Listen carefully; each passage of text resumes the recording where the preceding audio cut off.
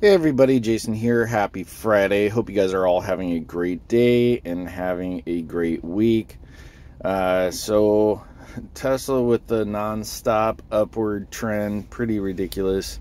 I actually fully expected a red day, and I mean, it's still super early. We're only 40 minutes into trading. I expect we could still see some pullback on Tesla. But I don't know if did we test the 1100 bucks yet? Let's see, what was the high of this candle? We tested $1,100. So, that could be the first test of quite a few. But like the one pattern I keep seeing over and over again when we see these crazy upnesses, just a wedge forming up, not really much of a wedged form here, but somewhat. So expect that from just that pattern, or at least that's what I expect from it. But the other thing that comes into play, especially today being the end of the month, not only the end of the month, but the end of the week, and with so many call options bought on Tesla, part of this price action has probably has to be a gamma squeeze. And in case you don't know what that is, that's just the market makers. Basically, when you purchase a share, purchase a call, there's not necessarily another party like me on the other end selling it to you. Or vice versa. When you're selling it, I don't necessarily buy it right away. There's a market maker in between us, and those market makers need to be neutral. So for them, that means if you purchase a call, and depending on what the probability of that call going in the money, in order to become neutral, the market maker needs to purchase shares. So that's where you saw some crazy upticks where they just need to purchase a large share of Tesla. Now, as we get into the end of the day and closer to expiration, when we see the calls that are out of the money, like 1100, 1200, 1300, something like that, crazy calls that were probably purchased at the beginning of this week, a couple things happen. Retail traders, so for example, if I had a $1,300 call today and I see this coming down, and maybe, I don't know what we have left in there, but probably not very much, so I sell it. In that case, the market maker then doesn't need those shares to basically cover my call. And then also, as we see them being less likely to need to be covered, so if somebody has a 1400 call, 1300 call, the market maker at this point going, well, yeah, Tesla's probably not going to rip up $300 today, or rip up another 100 or 200 or any of that. They can start selling off shares. So a lot of this downward pressure, and what I kind of expect today is just a continuation of some downward pressure up until the end of the day, because the closer that we get to the actual expiration, the actual end of the day, they can release those shares. So I expected that to kind of happen in the beginning of the morning. I think it will happen throughout the day, so it wouldn't surprise me at all if we just kind of ended up, going down a little bit. I certainly did not expect this at all today. And if we do keep up at these levels, these 1100s, or go above it, the 1100s, they're going to have to keep the shares. So, crazy times. More money was traded in options than the stock alone, which is, insane. Just an insane amount of money has been pumped into Tesla options. So this is probably something that we will not see for a long time. So just the price action is pretty crazy here.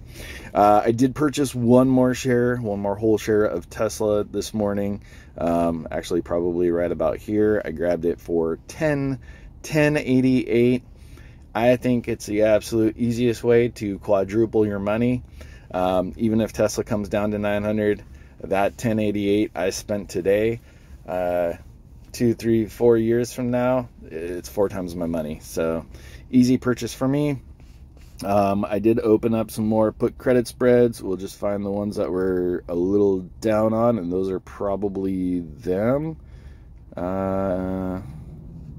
Maybe there were these 980, 975s. Yeah, I purchased 5 more of these for $108 is what I got credit wise.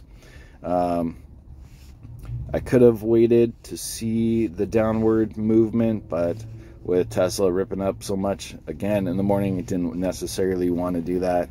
And it doesn't really matter. I can't really time it. I don't think we're coming down, you know, anything crazy. 1030, I think, is where we would see support, even if we do come down pretty violently at some point. And then potentially set up next week, maybe Monday, for another gamma squeeze.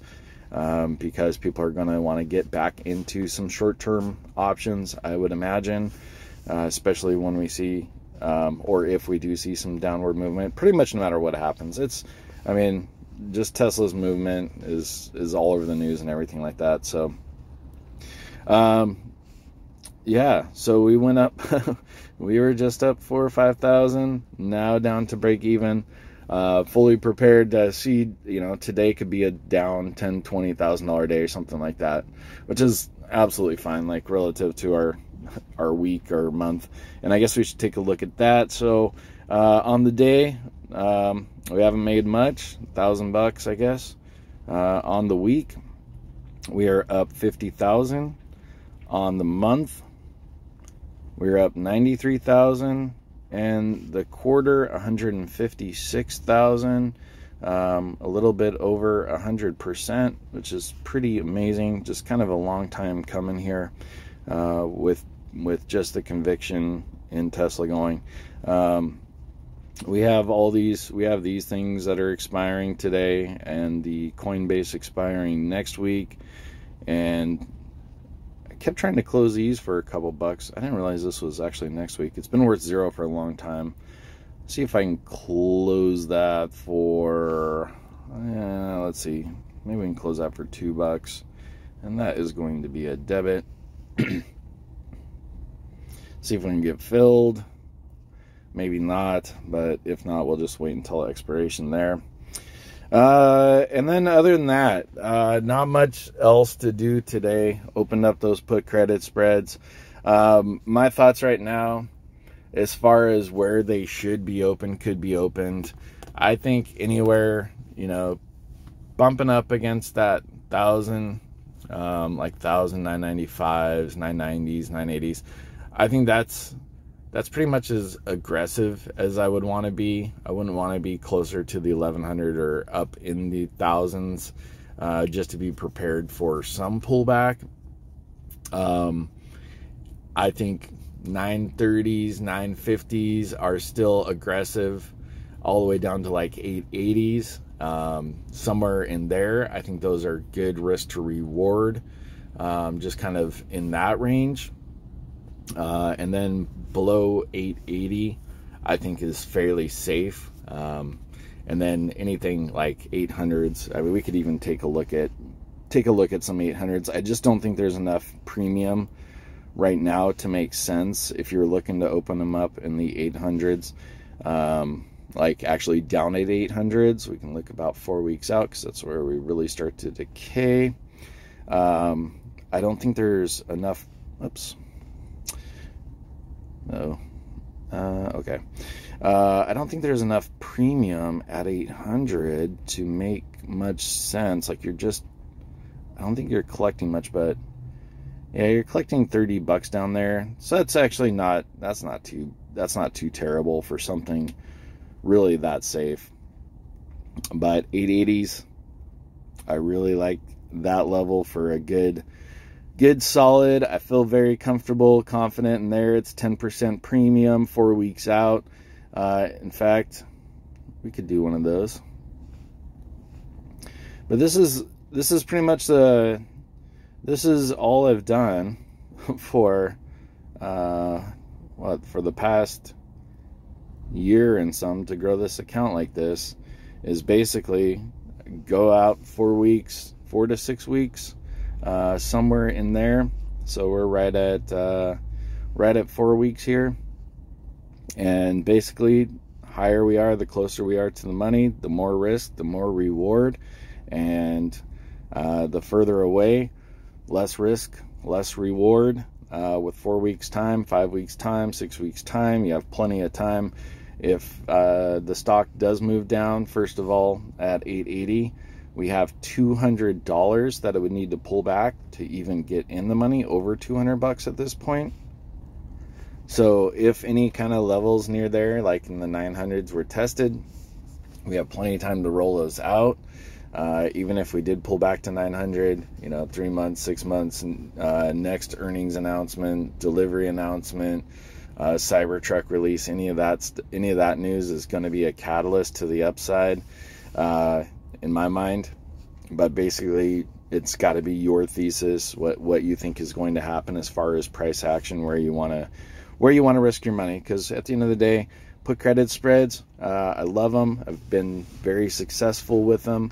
I've had to roll them out for 9 months, and now we're collecting the fruits on those. But at the end of the day, you do risk losing 100% of it if you're not able to roll it out soon enough, if you're not able to manage it. That's one of the key components to it, is managing them early. As soon as you see something that's uncomfortable, or or they're being tested at all, to get them rolled out to a place where you're confident that we should have time to rebound. But at the end of the day, if you're not actively managing them, and Tesla dipped down to 770, or right when you have these things expiring, you could lose all your money. So keep that in mind. That's really not heavy on my head, just because of my high conviction and high confidence as to where Tesla is going. Not necessarily in the near term over the next couple weeks, but in the far term, this whole next year, I think we'll be trading pretty easily in the $1,200 to $1,500 levels. So anything in there is perfectly fine and comfortable with me. But let's get one of these guys opened up. I mean, 10% on our money in 4 weeks. It's amazing. We'll do a credit here. If you ever take the time to calculate growth based on 10% a month, 7 months doubles your money, and that's with using these and without the stock price moving up. So if that's all you collected, didn't do anything else. Most likely it does go up over time, which allows them to decay faster, so you're able to move up positions. So 7 months, just kind of the rule of 72. Basically, you take 72 divided by 10, and it's about 7 months that takes. So anyhow, got one of those guys open.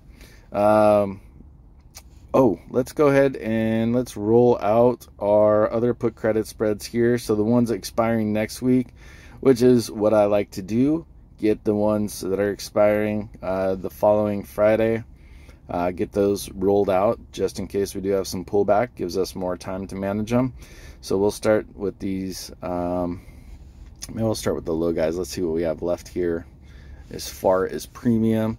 Actually, oh yeah, these are $10 wide. That's why we have so much. So, and 30 cents here. But we'll go ahead and get these guys rolled out a little bit. Take a little while to populate. If you've never rolled out, it's about as simple as can be. Go to the date, find your strikes, the one that's positive, the one that you bought, sell that guy back, and then you switch over to buy and buy back the ones you sold, and we'll go out another couple weeks. We can take a look. We got, it's 27, 30 bucks or something like that. That's basically what we're paying to close this. And then if we go out a couple more weeks, we get more intrinsic value on this. And actually, here we do not have the $5 wide strikes here. So like 880s, which I quite love. So 880s, let's see if we can get a credit for moving it out a couple weeks and moving it down. So this would be actually less risky, so it should decay a little bit quicker, but we can actually grab a little bit extra money here, still at that 80 level. I wonder where this is going to settle out. I think things are just moving pretty quick here, so hard to say. A lot easier on a less volatile day, but we're actually taking a lot of risk off. One, we're moving it down, so which is less risky relative to price action, and we're moving it out, which gives us more extrinsic value, just gives us more time to manage it should we need to. Let's see if we can grab 30 bucks here, and we'll do a $30 credit. Actually, what I should have done on those is just exchange the 2 for 1, but I didn't, because that is something you need to be able to do when you're flipping $5 wide credits to $10 wide credits, and we'll be able to do that next week for sure. So some 950, 940s, we'll do the same thing there. But Robin has just really slowed down for me. So November 5th,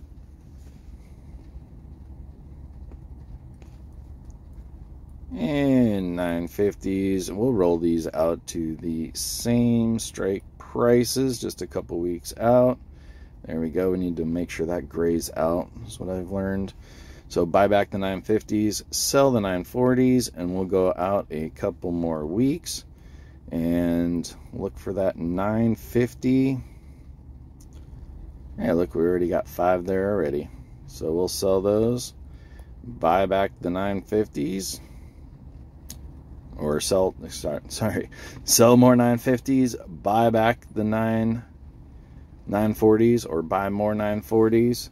We can see what we can grab here. So another $72 worth of credit, and I believe we did have 5 of these. I just want to make sure. Sometimes it's hard to talk. Oh, we had 4 of them. So there we go, and we are going to hit continue.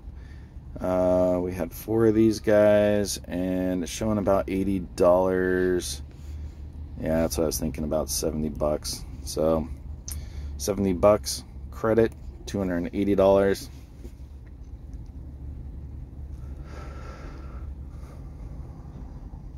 Let's see if we can get filled for 70 bucks.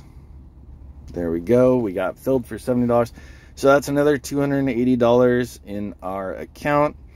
And with those, let's see, those just went away. So those went to 950, 940s.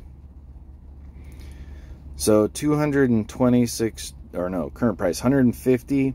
So basically now that's what we have in their premium to collect, 150 bucks a piece. So now they're sitting out another couple weeks, and with those 4 we're collecting an extra, we're collecting $600 now. All right, so that is it. I think that's about it for today. In case I didn't mention, I have been withdrawing. I've been withdrawing a couple $1,000s a day with these gains. If you guys don't do that on these major winning, huge weeks, months, days, whatever like that, I do suggest that. Take a little bit off the table, put some money in your pocket, transfer it to your checking account. I can tell you, even like with this insane number here, when those deposits hit my actual checking account, there's just something a little bit different. And it'd probably be a lot different if I went and transferred the money and then went to my actual checking account and withdrew the cash to actually see like the $1,000, $2,000 or whatever, or even that $300 cash. So much different having it in your hand than sitting in an account. Takes it off the table.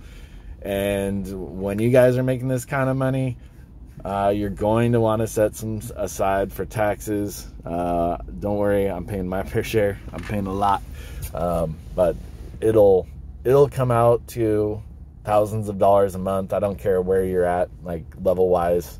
2 years ago, whatever, 2 years ago, we started off with $500, $575. Actually, less than 2 years. Next month will be an official 2 years on this account. Would never have expected this, but we are up $369,000 from an initial $575 investment. So the amount of taxes paid on those kind of gains are pretty crazy.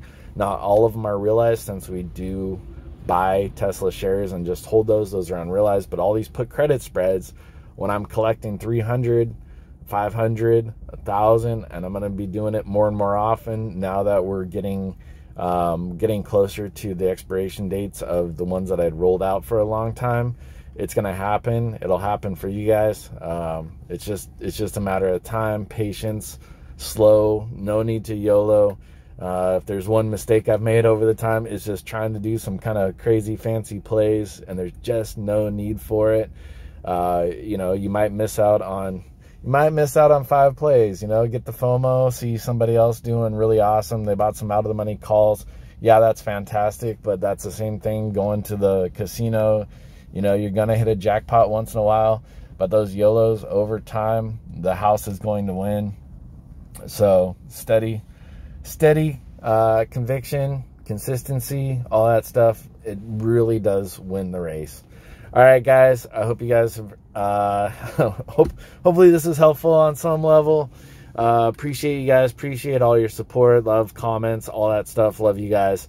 Have a great rest of your day. Tomorrow we will be doing a live stream somewhere between like 11 a.m. 1:30 p.m. Pacific Standard Time. I post a little bit beforehand. If you guys have any questions, that's a great place so we can actually have a little bit of back and forth. Sometimes it's more difficult just to type things out as far as comments and stuff, but I will get back to those. So I'd be super happy if you guys could join me on Saturday, unless I have any Halloween functions that I completely forgot about, which is that's definitely possible. So all right, love you guys, let's make a lot of money.